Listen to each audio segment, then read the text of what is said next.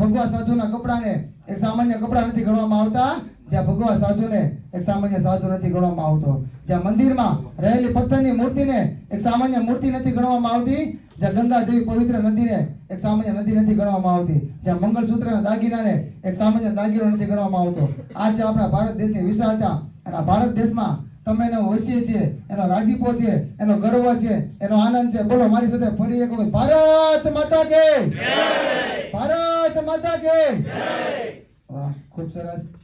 પધારેલા દરેક મહેમાન અને પબ્લિક સ્પીકિંગના દરેક વિદ્યાર્થીઓનો આમ તો જોવા જઈએ ને તો કોઈને કઈ ટેન્શન લેવું નથી, કારણ કે આપણે બધા સ્ટુડન્ટ છીએ. આપણે બધા ઝીરો હતા, પણ ઝીરોમાંથી આજે આપણે બધા કઈ અમુક લેવલે ક્યાં શું બોલવું, કઈ રીતના બોલવું, કઈ જગ્યા પર બોલવું, એ સાહેબે આપણે બધાને શીખવાડ્યું છે. એટલે આમાં આમ જોવો ને તો કોઈ પણ જૂનો નથી, બધા આપણે બધા નવા જ છીએ. એટલે કોઈને કઈ ટેન્શન લેવાનું નથી. અને દરેકે દરેક જે ભાઈઓ અહીંયા જે બોલવા આવવાના છે એ લોકોને કાંઈ ટેન્શન ન લેતા, મતલબમાં જેવું આવડે એવું બોલજો. તમ તાર આપણા ઘરનો ડાયરો છે. હું કેવું સાહેબ? વિચારો વહેંચવા અને આત્મવિશ્વાસ જગાડવા, એકબીજાથી પ્રેરણા લેવા માટે આપણે સૌ ભેગા થયા છીએ. ત્યારે આપણા બધા પાસે કઈ કઈ વાત છે જે દુનિયાને સાંભળવા લાયક છે. અને આજનો કાર્યક્રમ એ અવાજોને જગાડવાનો પ્રયાસ છે. આજનો આ સ્ટેજ પણ આપણું છે, વિશ્વાસ પણ આપણો છે અને અવાજ પણ આપણો જ છે. ચાલો આજે આ મંચ પર આજનો કાર્યક્રમ કઈક અલગ અને કઈક પ્રકાશથી અલગ પ્રકાશથી ચમકાવી જોરદાર તાળીઓના ગડગડાટથી આજના આપણા કાર્યક્રમની શરૂઆત કરીએ. ત્યારબાદ મારા સાથી મિત્ર એવા ચિરાગભાઈ આપને સુંદર મજાની એક એક્ટિવિટી કરાવીને લોકોને હસાવવાના છે, કારણ કે સાહેબે જો પ્રોગ્રામનું નામ જ એવું રાખ્યું છે, જલસો.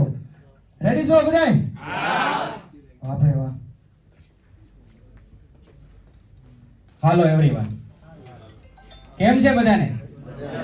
આવી રીતે મજામાં હોય તો એક વાત છે કે આજુબાજુમાં બધાને ખિસ્સામાં હાથ નાખીને જોવો તો કઈ લાવ્યા નથી ને ભેગા. જોવો તો આજુબાજુમાં જોજો, નકર આવશે ઉપર ઉડીને. જોઈ લો તો ખરી એકવાર. કેમ છે, કઈ છે? ફોન નો ઘા નહીં કરતા હો તો વાંધો નહીં. બીજું કઈ નથી ને? તો પછી તો કોઈના ખિસ્સામાં બીજું કોઈ કઈ લાવ્યા નથી તો પછી મન મૂકીને વરસવાનું છે સાહેબ. चांद की चांदनी सितारों से होती है, चांद की चांदनी सितारों से होती है, और हमारे पब्लिक स्पीकिंग की चांदनी इन सितारों से होती है साहब. दिल ठाम के बैठो दोस्तों, आज सुनामी आने वाला है. અને આ કાર્યક્રમની અંદર એક ડિસિપ્લિન છે, જેનો ચહેરો હસતો નહીં હોય ને એને અહીંયા આવીને ડાન્સ કરવો પડશે. Are you ready? હા મોજ, હા મોજ. પેલા તમને લાગુ પડ્યો. હું ત્યાંનું દસવો કે જેનો ચહેરો સિરિયસ હશે એને અહીંયા આવીને ડાન્સ કરવાનો છે, એટલે આવો રિસ્ક ન લેવાય. એની કરતા હસી લેજો. પેલા તો આમાં કોમ્બોમાં કોણ આવ્યા છે? કોમ્બો સ્કીમમાં કોણ આવ્યું છે? મિસ્ટર મિસિસ એન્ડ એના માટે એકવાર જોરદાર ક્લેપિંગ થઈ જાય સાહેબ. સરે કોમ્બાની આપને સ્કીમ આપી હતી. મારે તો નહોતો કોમ્બો, પણ તમારે હતો તો લાવવો તો જોઈએ તો ખબર પડે કોમ્બો છે કે નહીં તમારો કેવો. નથી અરે એટલે આ સીટ ખાલી રહી ને ઈ કોમ્બો હોત તો ભરાઈ જાય.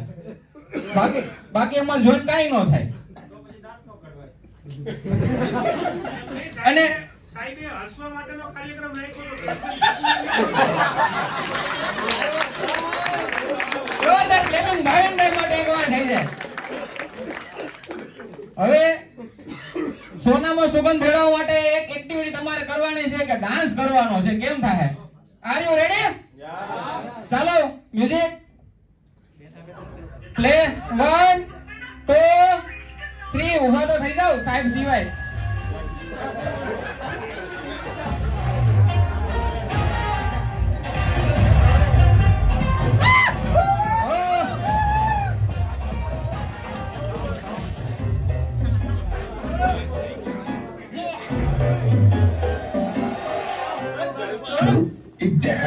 तेरे संग यारा अख लड़ने लगी, अख लड़ लड़ के आगे बढ़ने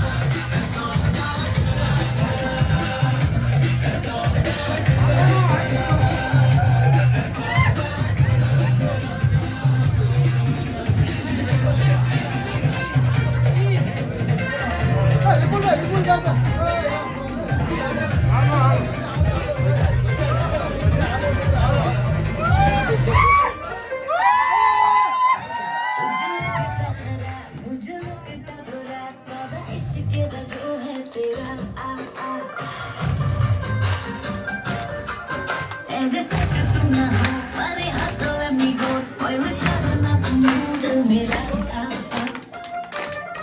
ओ दिल को तूने छुआ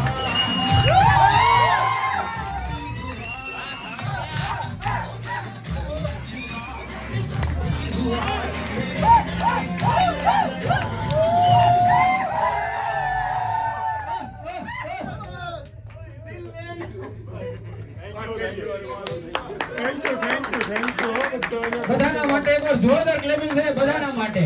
ખાસ તો આપણે તો અહીંયા આનંદ લેતા હતા, ખાસ તો જોરદાર સાહેબ છેલ્લે બેઠા ને એને કપલ ડાન્સ કરતા હતા, એના માટે એકવાર જોરદાર ક્લેપિંગ થઈ જાય. તો હવે આપણે 1 by 1 આવશું અને કોઈના ખિસ્સામાં કાંઈ નથી એટલે મન મૂકીને વરસવાનું છે, બરોબર? તો એકવાર બોલો હા મોત. વાહ ભાઈ વાહ, ચિરાગભાઈએ સુંદર મજાની મોજ કરે. ઓ ભાઈ કેટલાને મજા આવી? જરીક હાથ ઊંચો કરો. નો આવી એમ થોડું હાલે, તો પછી પાછો ડાન્સ કરવો પડે. એ નાનો પડતો તમારે તમારો પ્રોબ્લેમ. મજા આવી છે ને બધાને? 1 વાગે તો વાંધો નહીં. ના ના ઓલા ઓડિટોરિયમ વાળાનો વાંધો છે. ભાડું રૂપિયા તો સ્પોન્સર છે ફ્રી દે, આપણે ક્યાં ઉપાધિ કરવાની? પણ નક્કી કરેલું એટલું જ